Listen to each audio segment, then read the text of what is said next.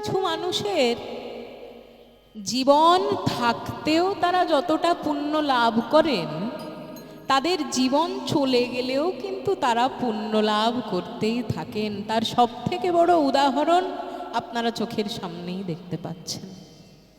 তার মৃত্যুর পরেও পর্যন্ত তার বাসভবন যাতে সাধারণ মানুষ কীর্তন শুনতে পারে, তার জন্য তারা ছেড়ে দিয়েছেন। তাহলে ভগবানের কৃপা তার এবং তার পরিবারের কাছে, এবং এই অনুষ্ঠান যে কমিটির জেঠুরা কাকারা মিলে করছেন তাদের সবার উপরে, এবং স্বর্গীয় শ্রী সুধীর চন্দ্র মণ্ডল এবং তার পরিবারের উপর যেন ভগবানের কৃপা বর্ষিত হয়। আসুন সবাই মিলে একবার তার নামে শ্রী গুরু প্রেমানন্দে নিতাই গৌর হরি হরি হরি বল, হরি বল। কাজেই আপনাদের সামনে কীর্তন করতে এসে ভুল ত্রুটি তো আমার হতেই পারে। আপনাদের কারোর কাছে আমি হয়তো আপনাদের কন্যার মতন, কারোর কাছে হয়তো নাতনির মতন, আবার কারোর কাছে হয়তো ভগিনীর মতন। কাজেই যেভাবেই আপনারা আমাকে দেখেন না কেন, যদি আমার কীর্তনে কোথাও কিছু ভুল ত্রুটি হয়, যেন নিজ গুণে ক্ষমা করে দেবেন। আজকে আপনাদের সামনে যে লীলাটি আমি পরিবেশন করব, তার গৌরচন্দ্রিকা অংশ আগে আমরা শুনছি, তারপরে আমরা ধীরে ধীরে দেখব যে লীলায় কি হল। তাহলে প্রথমেই আমরা দেখি মহাপ্রভু আমার কি বললেন। না ধনং না জনং না সুন্দরীং কবিতাং ব জগদীশ কাময়ে মম জন্মনি জন্মনীশ্বরে ভবতাৎ ভক্তিরহৈতু কি ত্বয়ি। মহাপ্রভু আমার বললেন, ওগো ভারতবাসী, ওগো কলিযুগের জীব, তোমরা আর পূজা পার্বণ আচার আচরণ যাই করো না কেন, কলিযুগের একমাত্র ভগবানকে পাওয়ার উপায় হলো শ্রী নাম সংকীর্তন। হরের নাম হরের নামৈব কেবলং কলৌ নাস্ত্যেব নাস্ত্যেব নাস্ত্যেব গতিরন্যথা। কলিযুগে হরিনামের বিনা তো আর গতি নাই। তাই মহাপ্রভু আমার যে শ্লোকটি নিজের মুখে বললেন, যে শ্লোকটি আমি একটু আগে আপনাদের কাছে বললাম, সেটি স্বয়ং মহাপ্রভুরই মুখ নিঃসৃত শ্লোক। শ্লোকটির মানে কি যদি জিজ্ঞাসা করেন, শ্লোকটির মানে হলো মহাপ্রভু বলছেন যে তার কি কি চাই আর কি কি চাই না। দেখুন, একজন মানুষ কি কি চায় সেগুলো আমরা যত সহজে জানতে পারি, একজন মানুষ কি কি পছন্দ করে না বা চায় না সেগুলো কিন্তু আমরা অত সহজে জানতে পারি না। যেমন আপনার বাড়িতে যদি কেউ থাকে আর সে যদি রসগোল্লা খেতে বড় ভালোবাসে, তাহলে আপনি জানবেন যে হ্যাঁ, আমার পাশের বাড়ির ভাইটি রসগোল্লা খেতে ভারী ভালোবাসে। কিন্তু সেই ব্যক্তি যে কি খেতে ভালোবাসে না, সে কথা কিন্তু আমরা অত চট করে জানতে পারি না। তাই মহাপ্রভু আমার এমন একটি শ্লোক বলে দিয়ে গেলেন, যেই শ্লোকে তিনি শুধু এ কথা বললেন না যে তিনি কি চান, সঙ্গে সঙ্গে আবার এটাও বলে দিলেন যে মহাপ্রভু কি কি চান না। তাহলে আপনাদেরকে আমি জিজ্ঞেস করি, আপনারা কোনটা আগে শুনবেন? মহাপ্রভু যেটা চান সেটা, নাকি মহাপ্রভু যেটা চান না সেটা? কোনটা শুনবেন বলুন? যেটা চান আমি বলবো, আমি কিন্তু বলবো না। কেন জানেন? কারণ শুনুন, বাঙালিরা তো একটু ভোজন রসিক হয়।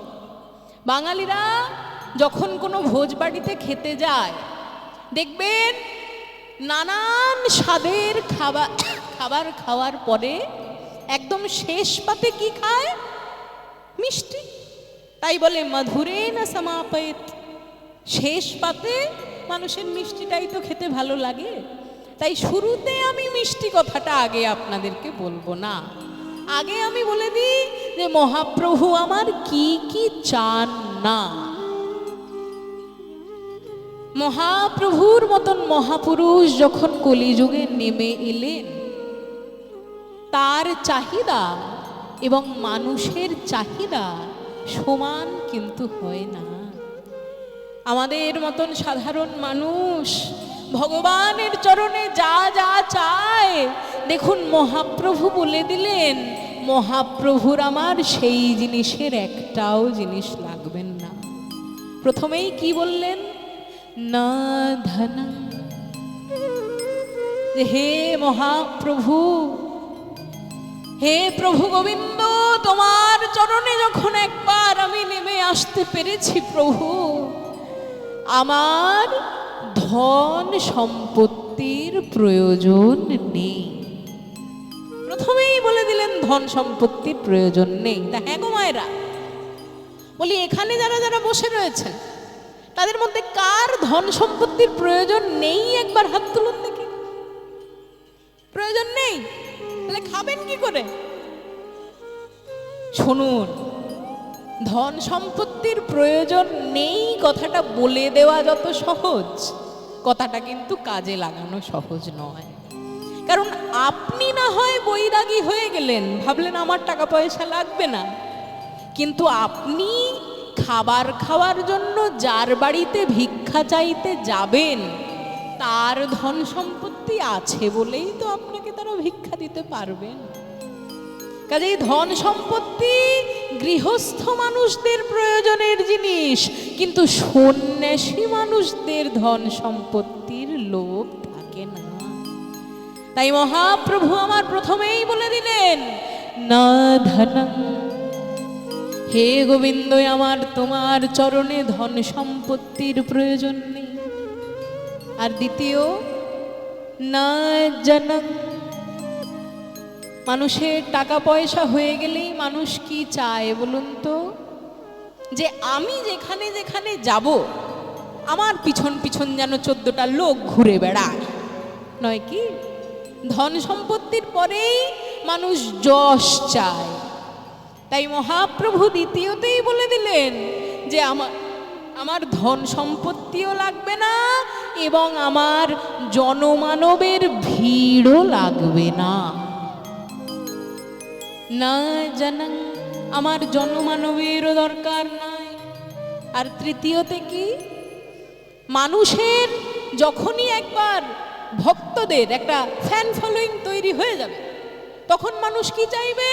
যে আমার ফ্যান ফলোয়িং যারা রয়েছে তারা যেন আমার কথা শুনে চলে। মানুষকে নিজের কথা শোনাতে হলে কথা ভালোভাবে বলার প্রয়োজন হয়তো। আর কথা ভালোভাবে তারাই বলতে পারে যারা লেখাপড়ার মধ্যে থাকে, যারা পড়াশোনা করে তাদের কথা বলা দেখবেন তারা কথা বললেই তো বোঝা যায়। তাই মহাপ্রভু আমার তৃতীয়তে বললেন মানুষের যশ চলে আসার পরেই মানুষ ভালো কথা বলার চেষ্টা করে। তাই আমার তৃতীয়তে না সুন্দরী কবিতা। সুন্দরী কবিতাং মানে সুন্দর কাব্য শক্তি আমার প্রয়োজন নেই। এবার এই যে সুন্দরী কবিতাং, মায়েরা মন দিয়ে শুনুন, এই যে সুন্দরী কবিতাং জায়গাটা রয়েছে না শ্লোকে, এই শ্লোকটা তো দুটো লাইনে লেখা হবে। ধরুন উপরে লেখা হয় না ধনং না জনং না সুন্দরী, আর পরের লাইন থেকে শুরু হয় কবিতাং বা জগদীশ কাময়ে। তাহলে যখন একজন মানুষ প্রথমবার শ্লোকটা পড়ে তার চোখ গিয়ে কোথায় পড়বে? প্রথম লাইনে। আর প্রথম লাইনে লেখা হচ্ছে না ধনং না জনং না সুন্দরী, কবিতাংটা পরের লাইনে লেখা হচ্ছে। তাই মানুষের পড়ে কি মনে হয় জানেন? মানুষের পড়ে মনে হয় যে মহাপ্রভু বললেন আমার ধন সম্পত্তি চাই না, আমার মানুষজন চাই না, এবং আমার সুন্দরী স্ত্রীও চাই না। পড়লে তো মানুষ সুন্দরিং কথাটা আগে পড়বে, তাই মানুষ ভেবে বসে যে সুন্দরিং মানে মহাপ্রভু হয়তো সুন্দরী স্ত্রীর কথা বলছেন, কিন্তু এখানে তিনি তা কথা বলছেন না, কারণ তিনি সন্ন্যাসী মানুষ। সুতরাং এমনি তার সেই দিকে হৃদয় পৌঁছাবে না, তাই বললেন সুন্দরিং কবিতা, মানে আমার সুন্দর কাব্য প্রতিভা, সুন্দর কবিতা লেখার প্রতিভা, সেটারও প্রয়োজন নেই। তাহলে তিনটে জিনিস মহাপ্রভুর কি কি চাই না, সেগুলো আমাদের জানা হয়ে গেল। তাহলে মহাপ্রভুর চাই কি এবার বলব। মহাপ্রভু বললেন যে হে গোবিন্দ, তোমার চরণে সাধারণ মানুষ যা চায়, ধন সম্পত্তি জনমানব কাব্য শক্তি, তিনটির একটি জিনিসও আমার চাই না প্রভু, কিন্তু একটি জিনিস আমি চাই, এ পৃথিবীতে আমি যতবারই জন্মগ্রহণ করি না কেন, জন্ম জন্মান্তরে গোবিন্দের চরণে যেন আমরা পরাভক্তি লাভ।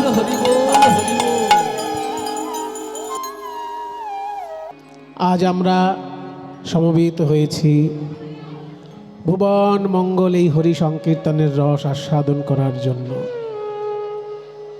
যে সংস্কৃত শ্লোকটি আমি বললাম এক্ষুনি, এই শ্লোকটি মহাপ্রভু নিজে পাঠ করেছেন। মজার ব্যাপার, মহাপ্রভুর নিজের সম্পর্কে লেখা শ্লোক, এবং পাঠ করে তিনি যে খুব একেবারে নিজের প্রশংসা শুনে খুশিতে একদম গদগদ, তা কিন্তু হননি। এই শ্লোক রচনা হয়েছিল একটি গ্রন্থের সমর্পণের বাণী হিসেবে। যেমন কেউ কোনো বই লিখলে উৎসর্গ করে না, মনে করুন আপনি একটা ভালো বই লিখলেন, এবার আপনি আপনার মায়ের নামে উৎসর্গ করলেন যে পূজনীয়া মাতার করকমলে। উৎসর্গ বইয়ের প্রথম পাতায় দেখবেন লেখা থাকে, যে যাকে শ্রদ্ধা করে বা যে যাকে ভালোবাসে তার উদ্দেশ্যে বইটা উৎসর্গ করা হয়। উপযুক্ত পাত্র হিসেবে অনেক সময় উৎসর্গ করা হয়। যেমন তাসের দেশ নামক একটি নৃত্যনাট্যের রবীন্দ্রনাথ উৎসর্গ করেছিলেন নেতাজি সুভাষচন্দ্র বসুকে, যে পোড়া দেশে যাতে একটা নতুন কিছু চিন্তাভাবনা আবির্ভাব ঘটাতে পারে, সেই জন্য তাসের দেশটি নেতাজি সুভাষের উদ্দেশ্যে উৎসর্গ করেছিলেন রবীন্দ্রনাথ ঠাকুর। ঠিক তেমনি শ্রীরূপ গোস্বামী একটি নাটক রচনা করে সেই নাটকের মঙ্গলাচরণ শ্লোকে চৈতন্য মহাপ্রভুকে স্মরণ করছেন। নাটকটি লিখছেন রাধাকৃষ্ণের লীলা বিষয়ক, কিন্তু স্মরণ করছেন চৈতন্যদেবকে মঙ্গলাচরণ হিসেবে। অর্থাৎ আমরা ধরে নিতে পারি তিনি নাটকটি চৈতন্যদেবকেই উৎসর্গ করছেন। সেই জন্য নাটকের মঙ্গলাচরণ শ্লোক হিসেবে এই শ্লোকটি শ্রীরূপ গোস্বামী লিখেছেন। আর নাটকটি যখন চৈতন্যদেবকে পড়তে দেওয়া হলো, তখন চৈতন্যদেব পুরো নাটকটি পড়ার পর এই নিজের সম্পর্কে শ্লোকটা দেখে বিরক্ত হয়ে রূপ গোস্বামীকে বলেছিলেন যে তুমি এক কলসি দুধে একটু গোচনা ফেলে দিয়েছ। তুমি রাধা কৃষ্ণের লীলা লিখবে, সেখানে আমার প্রশংসা সূচক বাক্য লেখার কি দরকার ছিল? এই জন্য মহাপ্রভু এই শ্লোকটি পাঠ করে রূপ গোস্বামীকে বরং বকাই দিয়েছিলেন যে তুমি লিখেছো ভালো, খুব সুন্দর রাধাকৃষ্ণের নাটক লিখেছ, কিন্তু সেখানে আমার প্রশংসামূলক এই শ্লোক তুমি কেন লিখতে গেলে? আবার ঘোরাঘুরি বেশি করো না ভাই, একরকম রেখে দাও, কর্কশ যেন না হয়ে যায় আওয়াজ। হ্যালো হ্যালো, হ্যাঁ ঠিক আছে, ঠিক থাক। রাধাকৃষ্ণ সম্পর্কে তুমি লিখছো নাটক, সেখানে আমার সম্পর্কে কেন শ্লোক এবং আমার প্রশংসা সূচক, যার জন্য এক কলসি দুধে তুমি একটু গোচনা ফেলে দিয়েছো। তার মানে রাধাকৃষ্ণ বিষয়ক লীলাগ্রন্থে তুমি আমার প্রশংসা করে যেন অপবিত্র করে ফেললে নাটকটাকে, এইটা বলতে চেয়েছেন মহাপ্রভু। এবার কি আর করবেন,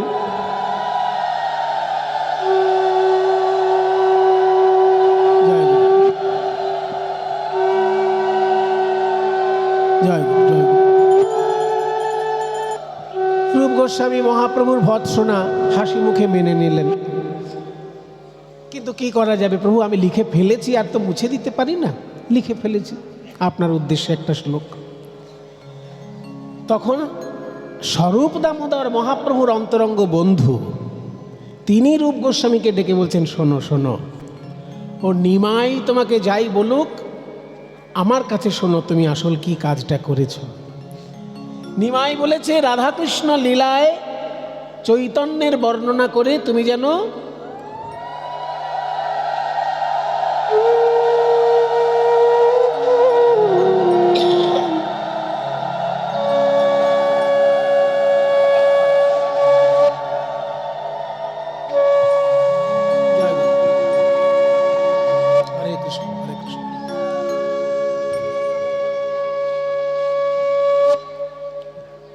হরে কৃষ্ণ, রাধা কৃষ্ণ লীলায় চৈতন্য দেবের বর্ণনা করে তুমি যেন নাটকটিকে অপবিত্র করে ফেলেছ, এরকম একটা ভাব মহাপ্রভুর বাক্যে ফুটে উঠেছে। এক কলসি দুধে একটু গোচনা ফেলে দিয়েছে, এটাই তো বলেছে। ওটা মহাপ্রভুর কথা, মহাপ্রভুর জন্যই রেখে দাও। ভক্তদের পক্ষ থেকে আমি কি বলছি সেটা শোনো। তুমি এক কলসি দুধে একটু গোচনা ফেলে দাওনি, একটা বড় মিছরির টুকরো ফেলে দিয়েছ। দুধে যদি মিছরির টুকরো ফেলা যায়, তাল মিছরির টুকরো, তাহলে দুধের দুটো কাজ হয়। এক, দুধের ভিতর যদি কোনো দোষ থাকে সেই দোষটা কেটে যায়। দুধের তো দোষ থাকে, দুধ খেলে গ্যাস হয়। দেখবেন দুধ খেলে যাদের পেটে গন্ডগোল আছে, যাদের পেটে গন্ডগোল কম তাদের গ্যাস হয় না, কিন্তু যাদের পেটে একটু গন্ডগোল আছে তাদের দুধ খেলে গ্যাস হয়। তাহলে দুধের যে ত্রুটিগুলো আছে, দোষগুলো আছে, সেই দোষটা ধরে যায়। মিছরি দেওয়া দুধ খেলে কিন্তু গ্যাস কম হবে। কাজেই দুধে যদি এক টুকরো তাল মিছরি ফেলে দেওয়া যায়, তাহলে দুটো কাজ হয়। দুধের দোষ থাকলে সেটা কেটে যায়, আবার দুধটা সুস্বাদু হয়ে ওঠে। দুধটা যতটা মিষ্টি, তাল মিছরি এসে যুক্ত হওয়ার জন্য আরও মিষ্টি হয়ে গেল। কাজেই দুধের দোষও কেটে যায়, আবার দুধটা সুস্বাদু হয়ে ওঠে যদি দুধে তাল মিছরি দেওয়া যায়। তো চৈতন্যদেব বলেছেন যে তুমি এক বালতি দুধে গোচনা ফেলেছো, ওটা ওনার কথা, ওনার কাছে রেখে দাও।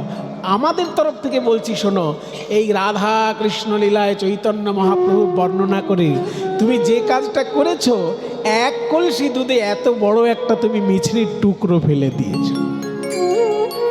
তাতে দুধের দোষও কেটে গেল, আবার দুধটা সুস্বাদুও হয়ে উঠল।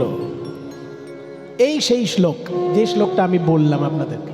अनार्पित चरिं चिरात् करुणयावतीर्णः खलु समर्पयितुमुन्नतो ज्वलरसां स्वभक्तिश्रियम् हरिः पुरटसुन्दर द्युतिकदम्बसन्दीपितः सदा हृदयकन्दरे स्फुरतु वः शचीनन्दनः स्फुरतु वः शचीनन्दनः स्फुरतु वः शचीनन्दनः स्फुरतु वः शचीनन्दनः स्फुरतु वः शचीनन्दनः सदा हृदयकन्दरे स्फुरतु वः शचीनन्दनः। এবার একটু একটু করে বুঝুন শ্লোকটি। অনর্পিত চরিং, অনর্পিত মানে যা কোনোদিন অর্পণ করা হয়নি, চিরাত চিরকাল ধরে যা অর্পণ করা হয়নি, সেইটা সমর্পণ করার জন্য কলিযুগে অবতীর্ণ হলেন ভগবান। কেন অবতীর্ণ হলেন না? সমর্পয়িতুম, কি সমর্পণ করতে? উন্নত উজ্জ্বল রসাং স্বভক্তিশ্রিয়ম, উন্নত উজ্জ্বল রসে সমৃদ্ধ তার নিজস্ব ভক্তি সম্পদ। ভগবান সম্পদ দেন, কিন্তু নিজের সম্পদ দিতে চান না। মা লক্ষ্মীর ভাণ্ডারে যে সম্পদ আছে সেটা দিয়ে দিতে চান, কিন্তু ওনার নিজের ভাণ্ডারে একটা সম্পদ আছে সেটা দিতে চান না। কেমন? ওটা উদাহরণ দিলে বুঝতে পারবেন। মনে করুন একজন কোটিপতি লোক দান ধ্যান করতে ভালোবাসে। আপনি গিয়ে বললেন কান্নাকাটি করে যে আমার ছেলেটাকে স্কুলে ভর্তি করতে পারছি না, এত টাকা খরচা আছে, দয়া করে আমাকে একটু উপকার করবেন। কি চাইছে দেখো, ওকে একটা চেক লিখে দাও 5,000 টাকা। দিয়ে দিল। কোটিপতি লোক একটা 5,000 টাকা চেক লিখে দিলে কিছু অসুবিধা হয় না, কিন্তু সেই গরিব মানুষটি যদি ওই কোটিপতিকে বলে যে আপনি বিয়েতে শ্বশুরের কাছে যে সোনার আংটিটা পেয়েছিলেন ওইটা আমাকে দিন, সেটা দেবে কখনো? বাট এক থাপ্পড় দিয়ে ভাগিয়ে দেবে গরিবকে। তোর পয়সা লাগবে, তুই পয়সা নে, আমি বিয়েতে যে শ্বশুরের কাছে যেটা আংটি পেয়েছি আশীর্বাদ স্বরূপ সেটা তোকে কোন দিক দিতে যাবো, কোন দুঃখে বেটা, ভাগ এখান থেকে, তাই না? কাজেই কোটিপতি লোক যদি কিছু দান করে সে ব্যাংকের অ্যাকাউন্ট থেকে দান করবে। আশীর্বাদ স্বরূপ যেটা সোনার চেন পেয়েছে বা সোনার আংটি পেয়েছে বিয়েতে, শ্বশুর বাড়ির জিনিস, সেটা কেউ দেয়? ওটা তার কাছে এত মূল্যবান যে কেউ চাইলে পাবে না। ঠিক তেমনি ভগবানের হৃদয়ে এক প্রকারের সম্পদ আছে যার নাম প্রেম। কেউ যদি ভগবানের কাছে হাত জোড় করে বলে আমি এটা চাই, ওটা চাই, সেটা চাই, ভগবান দিয়ে দেবেন, কিন্তু প্রেম তিনি কাউকে দিতে চান না। শ্রীবাস পণ্ডিতকে ডেকে বললেন, শ্রীবাস, ভক্তগণের চরণ ধুলা যেখানেই পড়ে সেই স্থানেই নতুন বৃন্দাবন স্থাপিত হয়ে যায়। শ্রীবাস, তোমার এই শ্রীবাস অঙ্গন প্রত্যেক দিন নতুন নতুন ভক্ত এসে আমাদের সঙ্গে নাম সংকীর্তনে মেতে যায়। শ্রীবাস, তাই তোমার এই শ্রীবাস অঙ্গনও বৃন্দাবনের সমানই হয়ে উঠেছে। ওই দেখো, ওই দেখো, আজকেও দুজন নতুন ভক্ত আমাকে দেখার জন্য এবং গোবিন্দের নাম করার জন্য এসেছেন। ওই দুই ভক্ত দূর থেকে মহাপ্রভুর দিকে দেখে, আর মহাপ্রভুর দিকে দেখে দুই ভক্ত, যেই দুই ভক্তের মধ্যে দুজনই হলেন একে অপরের ভাই। দুই ভাইয়ের মধ্যে যে ছোট ভাই তার নাম হলো শ্রী নরহরি সরকার, আর যে বড় ভাই তার নাম হলো শ্রী মুকুন্দ সরকার। নরহরি সরকার দাদাকে ডেকে বলছে, ও দাদা, বলি ওই দেখো সুদূর বর্ধমান জেলা থেকে নদিয়া অবধি আমরা যাকে দেখার জন্য এলাম, ওই তো আমার গোরাই নাচে, ওই তো আমার গোরাই নাচে, ওই তো আমার গোরাই নাচে, ওই তো আমার গোরাই নাচে। আর ভক্তগণ সঙ্গে লয়ে ওই তো আমার গোরাই ভক্তগণ সঙ্গে লয়ে ওই তো আমার গোরাই। দাঁড়া দাঁড়া দাঁড়া দাঁড়া দাঁড়া দাঁড়া, কি বললি? তুই দেখছিস মহাপ্রভুকে, কিন্তু আমি কি দেখছি জানিস? ওই তো গোরাই নাচে, ওই তো গোরাই নাচে, ওই তো গোরাই নাচে, ওই তো গোরাই নাচে। দুটো কথার মধ্যে তফাৎ কি থাকলো? নরহরি সরকার বলছেন যে ওই তো আমার গোরাই নাচে, আর মুকুন্দ সরকার বললেন ওই তো গোরাই নাচে। তাহলে কথা দুটোর মধ্যে তফাৎ থাকলো কোথায়? নরহরি সরকার বলছেন যে আরে বাবা দাদা, আমি এক্ষুনি বললাম ওই তো আমার গোরাই নাচে, তখন তুমি বললেন না আমি ভুল দেখছি, আর এখন তুমি নিজেই বলছো ওই তো গোরাই নাচে। আরে বাবা, আমি আমার শব্দটা বললাম, তুমি আমার শব্দটা বললে না, এতটুকুই তো পার্থক্য। তাহলে তুমি আলাদা আর কি দেখতে পেলে আমায় বলো। তখন মুকুন্দ সরকার বলছে, ভাই গো নরহরি, আমি যে কি কথা বললাম সেটা বুঝি তুমি মন দিয়ে শোনো নাই। আমি আবার বলি, তুমি দেখলে গোরাইকে নাচতে, কিন্তু আমি যে দেখছি ওই তো গো রাই নাচে, রাই নাচে, ওই তো গো রাই নাচে, ওই ওই তো গো রাই নাচে, তার অন্তরেতে শ্যাম নাচে, ওই তো গো রাই, অন্তরেতে শ্যাম নাচে, ওই তো গো রাই নাচে, অন্তরেতে শ্যাম নাচে, ওই তো আমার গোরাই নাচে, অন্তরেতে শ্যাম নাচে, ওই তো গো রাই নাচে, তার অন্তরেতে শ্যাম নাচে, আর তার বাইরে আমার রাই নাচে, বাইরে শ্যাম নাচে, বাইরে আমার রাই নাচে, অন্তরেতে শ্যাম নাচে, বাইরে আমার রাই নাচে, ওই তো গো রাই নাচে, ধ্বনি তীরে তীর মহাবিলসয় সমবয় বালক সঙ্গে, সুরধুনি তীরে তীর মহাবিলসয় সমবয় বালক সঙ্গে।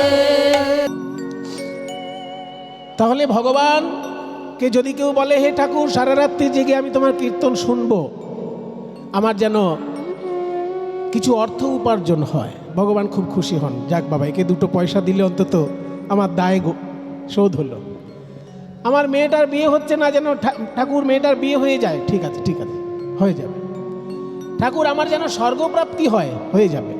কিন্তু যদি কেউ বলে ফেলে ঠাকুর আমি সারা রাত্রি তোমার কীর্তন শুনবো, তোমার কাছে যে প্রেম আছে সেই প্রেম যেন আমি পাই, অমনি কৃষ্ণ বলবেন আবার ওদিকে হাত বাড়ানো কেন বাবা, ওইটা বাদ দিয়ে অন্য কিছু চাও না।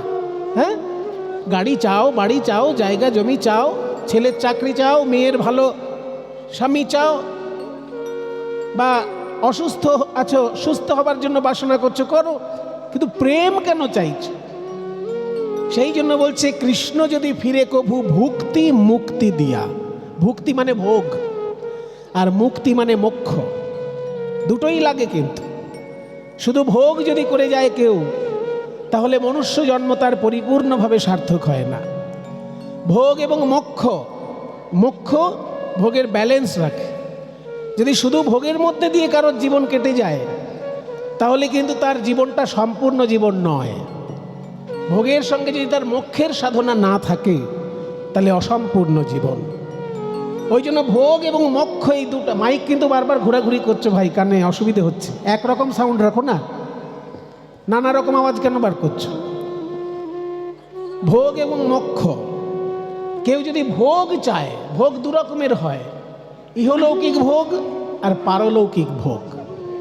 ইহলৌকিক ভোগ মানে এসি গাড়ি, এসি বাড়ি, সুন্দর শাড়ি, সুন্দর গয়না, দামি দামি সুস্বাদু খাবার, এগুলো হচ্ছে ইহলৌকিক ভোগ।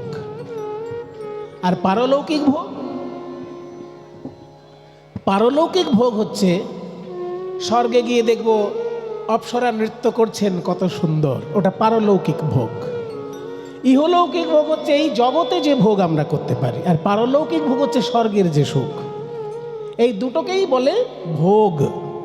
কৃষ্ণের কাছে যদি কেউ ভোগ চায়, ভুক্তি দেবে, মানে ভোগ দেবে।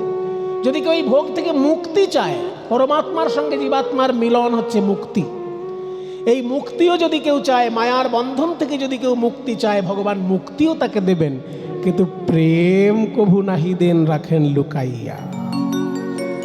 সেই প্রেম দেবার জন্য চৈতন্য মহাপ্রভু নেমে এলেন। প্রেমটা কেমন প্রেম না, উন্নত উজ্জ্বল রসাং স্বভক্তি শ্রিয়ম। উন্নত উজ্জ্বল রসে সিক্ত ভক্তি। উন্নত উজ্জ্বল রস কেমন? উন্নত মানে উঁচু ধরনের, উজ্জ্বল মানে চকচকে। তাহলে উঁচু ধরনের চকচকে রস ব্যাপারটা কি? বলে শোনো, উজ্জ্বল রস কাকে বলে আগে শোনো, তারপর উন্নত উজ্জ্বল রস কাকে বললে জানবে। উন্নত উজ্জ্বল রস, উজ্জ্বল রস কাকে বলে না, উজ্জ্বল মানে চকচকে ঠিকই, কিন্তু এখানে চকচকে রস কোনটা? শোনো, 5 রকমের রস হয়: শান্ত, দাস্য, সখ্য, বাৎসল্য, মধুর। যেমন হিরে, চুনি, পান্না মুক্ত প্রবাল, পঞ্চরত্ন। পঞ্চরত্ন যদি থাকে, হিরে, চুনি, পান্না, মুক্ত, প্রবাল, তার মধ্যে সব থেকে বেশি চকচক করবে কোনটা? হিরে সব থেকে বেশি চকচক করবে। ঠিক তেমনি শান্ত, দাস্য, সখ্য, বাৎসল্য, মধুর, এই পাঁচটি রসের মধ্যে মধুর রস সব থেকে বেশি চকচক করছে, সব থেকে উজ্জ্বল। ওই জন্য উজ্জ্বল রস মানে মধুর রস। শান্ত রস মানে ঈশ্বর পরমাত্মা, আমি হলাম জীবাত্মা, এই ভাব নিয়ে ভালোবাসার নাম শান্ত রস। দাস্য রস মানে ঈশ্বর প্রভু, আমি তার দাস, এই ভাব নিয়ে ভালোবাসার নাম দাস্য রস। সখ্য রস মানে ঈশ্বর আমার বন্ধু, আমিও ঈশ্বরের বন্ধু, এই ভাব নিয়ে ভালোবাসার নাম সখ্য রস। বাৎসল্য রস মানে ঈশ্বর আমার সন্তান, আমি ঈশ্বরের পিতা বা মাতা, অভিভাবক, এই অভিভাবকত্ব নিয়ে ঈশ্বরকে ভালোবাসা, সেটা বাৎসল্য রস। আর ঈশ্বর আমার প্রিয়তম বা ঈশ্বর আমার স্বামী, আমি ঈশ্বরের প্রিয়তমা বা আমি ঈশ্বরের স্ত্রী, এই ভাব নিয়ে যে ভালোবাসা, তাকে বলে মধুর রস। এই পাঁচটি রসের মধ্যে শ্রেষ্ঠ কোনটা? বেশি চকচক করছে যেটা, যেমন হিরে, চুনি, পান্না, মুক্ত, প্রবাল, এর মধ্যে সব থেকে দামি হবে হিরে, কারণ চকচক বেশি করছে। ঠিক তেমনি শান্ত, দাস্য, সখ্য, বাৎসল্য, মধুরের মধ্যে মধুর রস সর্বশ্রেষ্ঠ। মধুর রস শ্রেষ্ঠ কি চকচক করছে বলে? না, মধুর রস শ্রেষ্ঠ এই কারণে যে মধুর রসে সর্বস্ব দিয়ে সেবা করার সুযোগ থাকে, যা অন্য রসে থাকবে না। শান্ত, দাস্য, সখ্য, বাৎসল্য পর্যন্ত সেবা করার একটা সীমা থাকে, কিন্তু মধুর রসে সীমাহীন সেবা। সেই জন্য মধুর রস হচ্ছে অন্য সমস্ত রসের থেকে শ্রেষ্ঠ। এই মধুর রস সম্পর্কে লোকের ধারণা ছিল ওই সিনেমার নায়ক নায়িকার মধ্যে যে মধুর রস, ওটাই বোধহয় শ্রেষ্ঠ। কিন্তু চৈতন্যদেব এসে বললেন, না ভাই, সিনেমার নায়ক নায়িকার যে মধুর রস দেখছো, ও তো আশেপাশে পাড়াতে ছড়াছড়ি সেই মধুর রসের, রাস্তাঘাটে, অলিতে গলিতে মধুর রসের ছড়াছড়ি। কিন্তু এই মধুর রস অনুন্নত মধুর রস, কারণ এই মধুর রস মায়ার অন্তর্গত। মায়ার ঊর্ধ্বে যে মধুর রসের অবস্থান, সেটাকে বলবো উন্নত মধুর রস। যে মধুর রস সিনেমার পর্দায় দেখছো, যে মধুর রস পাশের বাড়িতে দেখছো, যে মধুর রস নিজের বাড়িতে দেখছো, এ সবই মধুর রস। স্বামী স্ত্রীর প্রেম বা প্রিয়তম প্রিয়তমার প্রেম, এটাই তো মধুর রস। কিন্তু এই মধুর রস উন্নত মধুর রস নয়, এটা অনুন্নত মধুর রস। কেন মশাই অনুন্নত মধুর রস বলছেন? বলছি এই কারণে, এই মধুর রসের প্রধান আশ্রয় হচ্ছে দুটি দেহ, একটা পুরুষ দেহ, একটা নারী দেহ, আর দুটি দেহই কিন্তু রক্ত, হাড়, মাংস দিয়ে তৈরি।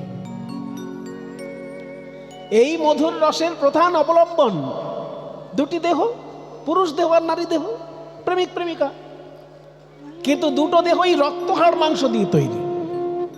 আর মহাপ্রভু যে মধুর রসের সন্ধান দিচ্ছেন, সেটাও দুটি দেহকে কেন্দ্র করে, সেটাও একটি পুরুষ দেহ, একটি নারী দেহ। পুরুষ দেহটির নাম কৃষ্ণ, নারী দেহটির নাম রাধা, কিন্তু সেই দুটি দেহ রক্ত, হাড়, মাংস নয়, সৎ চিত আনন্দ দিয়ে গড়া। এইখানেই পার্থক্য। যে মধুর রস আমরা চিনি, যে মধুর রস আমাদের অভিজ্ঞতায় আছে, সেটা হলো রক্ত, হাড়, মাংসের দেহের মধুর রস। আর মহাপ্রভু যে মধুর রসের সন্ধান দিতে এলেন, সেই মধুর রস হচ্ছে সচ্চিদানন্দময় দুটি দেহের মধুর রস। এ সম্পর্কে লোকের ধারণা ছিল না, তাই চৈতন্যদেব গোলকের প্রেম এই ভূলোকে নিয়ে আসলেন। উন্নত উজ্জ্বল রসাম, ওই জন্য উন্নত শব্দটা দিয়েছে। শুধু উজ্জ্বল রস তো রাস্তাঘাটে দেখা যায়, শুধু উজ্জ্বল রস তো সিনেমার পর্দায় দেখা যায়, সেটা দেবার জন্য চৈতন্যদেবের আশা নয়। চৈতন্যদেবের আশা উন্নত উজ্জ্বল, যে উজ্জ্বল রস গোলকে থাকে, সেই গোলকের উজ্জ্বল রস দেবার জন্য চৈতন্যদেবের আশা। উন্নত উজ্জ্বল রসাংশ ভক্তি শ্রিয়াম সদা হৃদয় কন্দরে স্ফুরতু বহ শচীনন্দন। স্ফুরতু শচীনন্দন, স্ফুরতু শচীনন্দন, স্ফুরতু শচীনন্দন, স্ফুরতু শচীনন্দন। উন্নত উজ্জ্বল রস সমৃদ্ধ তার ভক্তি সম্পদ দেবার জন্য গৌরাঙ্গ মহাপ্রভুর আশা। সেই গৌরাঙ্গ মহাপ্রভু কোথায় বাস করছেন, করবেন? সদা হৃদয় কন্দরে, এই হৃদয় রূপী গুহার মধ্যে বাস করুন। তার হৃদয়টাকে গুহা বললে কেন? হে রূপ গোস্বামী, তুমি তো বিরাট বড় পণ্ডিত মানুষ, তুমি হৃদয়টাকে গুহা কেন বললে? তুমি তো বলতে পারতে সদা হৃদয় মন্দিরে। মন্দির আর কন্দর যে কোনো শব্দ, মন্দির শব্দটা ব্যবহার করলে ছন্দটা নষ্ট হতো না, ছন্দ পতন হতো না। মন্দির লিখলেও যা ছন্দ থাকতো, কন্দর লিখলেও সেই ছন্দই থাকতো। তা আপনি মন্দির না লিখে কন্দর কেন লিখলেন? মন্দির মানে দেবালয়, আর কন্দর মানে হচ্ছে গুহা। সদা হৃদয় কন্দরে, হৃদয়রূপী গুহার মধ্যে স্ফুরতু, স্ফূর্তি লাভ করুক শচীনন্দন, শচীনন্দন গৌরী। তাহলে হৃদয়টাকে গুহা কেন বললেন? বলছে হৃদয়টাকে গুহা কেন বললাম জানো ভাই? শোনো, একদিন আমার এই হৃদয় ছিল মন্দির, কিন্তু আজ আমার হৃদয় গুহায় পরিণত। হ্যাঁ, মন্দির আবার গুহায় পরিণত হয়, হয়েছে, আমার ক্ষেত্রে হয়েছে, কি করব? মন্দিরে থাকে দেবতা আর গুহায় থাকে হিংস্র পশু, বাঘ, সিংহ, শিয়াল, খ্যাঁক শিয়াল, এরা সব গুহার মধ্যে থাকে। আর মন্দিরে থাকে দেবতা, কালী, দুর্গা, শিব, কৃষ্ণ, দেবতা মূর্তি থাকে মন্দিরে। কাজে আমার হৃদয়টা একদিন মন্দির ছিল, আজকে গুহায় পরিণত হয়েছে। কবে মন্দির ছিল? না, যেদিন আমি মাতৃগর্ভে ছিলাম। আমরা সবাই যখন মাতৃগর্ভে বাস করি, একটা দিন তো নয়, 9 মাস ধরে মাতৃগর্ভে বাস করেছি। সেই সময় আমাদের হৃদয়ের মধ্যে কাম, ক্রোধ, লোভ, মোহ, মদ, মাৎসর্য কিচ্ছু ছিল না। তাই মাতৃগর্ভে যখন আমার এই দেহটি ছিল, তখন আমার হৃদয়টি ছিল মন্দির। কারণ সেখানে কাম কাকে বলে জানি না, ক্রোধ কাকে বলে জানি না, লোভ কাকে বলে জানি না। কারণ মা খেলে আমি খেতে পাই, মায়ের পুষ্টিতে আমার পুষ্টি। কাজেই মাতৃগর্ভে যখন আমি ছিলাম, তখন আমার হৃদয়টা ছিল মন্দির। যখনই মাতৃগর্ভ থেকে বাইরে এলাম, অমনি আমার হৃদয় হয়ে গেল কন্দর। কারণ সেখানে হিংস্র পশুর দল আসতে লাগলো। কাম, ক্রোধ, লোভ, মোহ, মদ, মাৎসর্যের এসে দখল করে নিল আমার হৃদয় মন্দির। আর সেটা মন্দির থাকলো না, তাই কন্দর হয়ে গেল। কিন্তু হে গৌরাঙ্গ হরি, একদিকে হরি মানে যেমন নারায়ণ, তেমনি একদিকে হরি মানে সিংহ। তুমিই তো একবার নরসিংহ রূপ ধারণ করেছিলে, অর্ধেকটা মানুষ অর্ধেকটা সিংহ হয়ে প্রহ্লাদকে দিয়েছিলে ভক্তির রাজত্ব, তার বাবাকে হত্যা করেছিলে। কাজেই তুমি সিংহ। ওই গৌরাঙ্গরূপী সিংহ যদি আমার এই হৃদয় গুহায় বাস করে, তাহলে এই ফালতু যত পশুর দল, তারা কেউ আর এখানে আসতে পারবে না। তাই গৌরাঙ্গরূপী সোনার সিংহ সদা হৃদয় কন্দরে স্ফুরতু, সব সময় আমার হৃদয়ে স্ফূর্তি লাভ করুক আমার গৌরাঙ্গরূপী সোনার সিংহ। সোনা দিয়ে তৈরি সিংহ। গৌরাঙ্গকে সিংহ বলা হচ্ছে কারণ শ্রেষ্ঠ বোঝাতে আমরা সিংহ বলি। পশু বনের রাজা সিংহ, তাই রাজা বোঝাতে সিংহ বলা হয়। তো গৌরাঙ্গ মহাপ্রভু এখানে হরি শব্দে সম্বোধন করা হচ্ছে। এখানে হরি মানে যেমন একদিকে নারায়ণ হয়, আবার হরি মানে একদিকে সিংহ হয়। তাই তুমি সোনার সিংহ রূপে আমার এই হৃদয় গুহায় বাস করো দেখি, তাহলে এই কাম, ক্রোধ, লোভ, মোহ, মদ, মাৎসর্য, এই যে ছোটখাটো পশুর দল, ওরা কেউ আর আসতে পারবে না। আর একটা মজার জিনিস দেখুন, শ্লোকের শেষে চৈতন্য মহাপ্রভু যে নামটা নির্বাচন করলেন রূপ গোস্বামী, সেই নামটা কিন্তু গৌরাঙ্গ বললেন না, গৌর বললেন না, বিশ্বম্ভর বললেন না, চৈতন্যদেব বললেন না, বললেন কি শচীনন্দন। শচীনন্দন শব্দটা বলাতে গৌরাঙ্গ মহাপ্রভুকেও প্রণাম করা হলো, আবার গৌরাঙ্গ মহাপ্রভুর মাকেও স্মরণ করা হলো। এত বড় রত্ন যিনি পৃথিবীকে উপহার দিলেন, সেই শচী মাকে যদি আমরা শ্রদ্ধা না জানাই, আমরা তো অকৃতজ্ঞ হয়ে যাব। তাই রূপ গোস্বামীর শব্দ নির্বাচন দেখুন। গৌরাঙ্গ মহাপ্রভুকে প্রণাম জানাতে গিয়ে গৌরাঙ্গ বললেন না, চৈতন্যদেব বললেন না, নিমাই বললেন না, গৌর বললেন না, বিশ্বম্ভর মিশ্র বললেন না, বললেন শচীনন্দন। শ্রীবাস পণ্ডিত বললেন, এ কি বললেন আপনি গৌর হরি? সবাই যে বলে যে আপনি নাকি দয়ার ঠাকুর, কিন্তু দয়ার ঠাকুর যদি আপনি হন, তাহলে যে আপনার কৃপা থেকে কেউ বঞ্চিত থাকে না প্রভু। তাহলে মুকুন্দ সরকারকে আপনি কেন এমন কথা বললেন? মহাপ্রভু বললেন, শ্রীবাস, আমি যে কথা তোমায় বললাম সেই কথা তুমি একবার মুকুন্দকে জানিয়ে দেখো, তারপর তুমি বুঝতে পারবে আমি সে কথা কেন বলেছি। তাই শ্রীবাস পণ্ডিত এসে প্রথমে নরহরি সরকারের কাছে গেলেন। নরহরি সরকারকে গিয়ে বললেন, আপনার নাম নরহরি? আপনার প্রতি মহাপ্রভু বলে পাঠিয়েছে যে আপনি চাইলে অবশ্যই মহাপ্রভুর সঙ্গে থেকে হরিনাম সংকীর্তন করতে পারেন, কিন্তু হে মুকুন্দ সরকার, আপনার প্রতি মহাপ্রভু বলে পাঠিয়েছেন, আপনার প্রতি মহাপ্রভু বলে পাঠিয়েছেন যে আপনার প্রতি মহাপ্রভু বলে পাঠিয়েছেন যে 100 জন্ম তপস্যা করলেও আপনি মহাপ্রভুর কৃপা পাবেন না।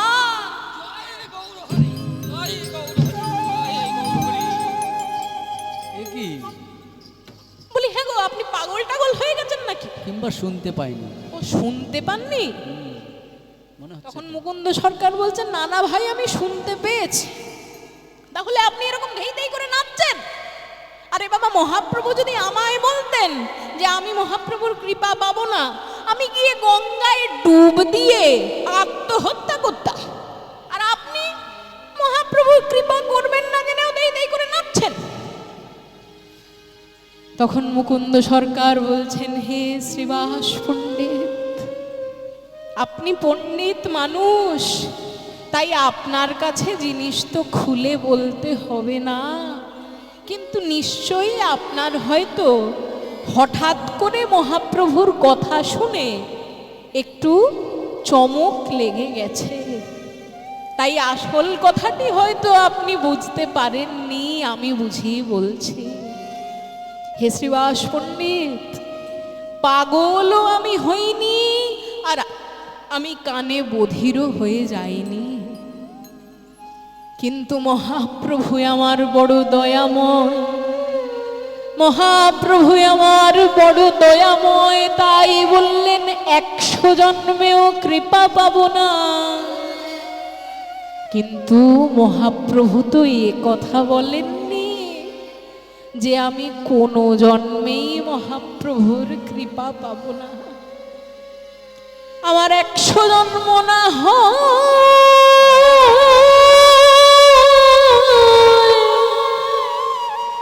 প্রভুর কৃপা না পেয়ে কেঁদে কেঁদে যাবে, কিন্তু হে শ্রীবাস পণ্ডিত, আমি 101 জন্মে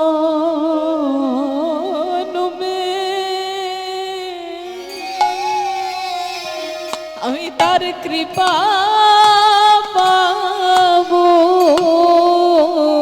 101 জন্মে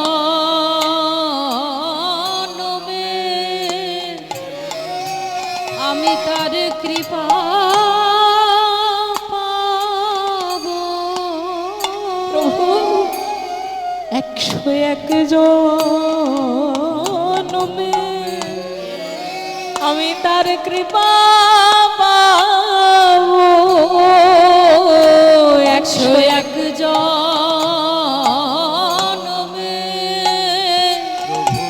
আমি তার কৃপা পাবো। হায় আমার শত জন্ম, আমার শত জন্ম না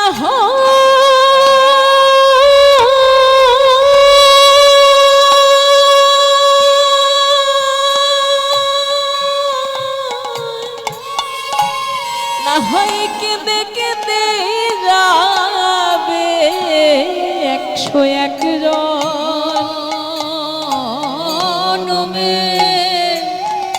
আমি তার কৃপা পাবো।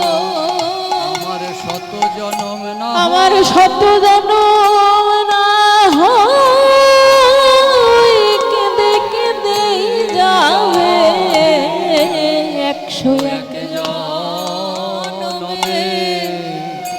আমি তার কৃপা পাবো। আমার শত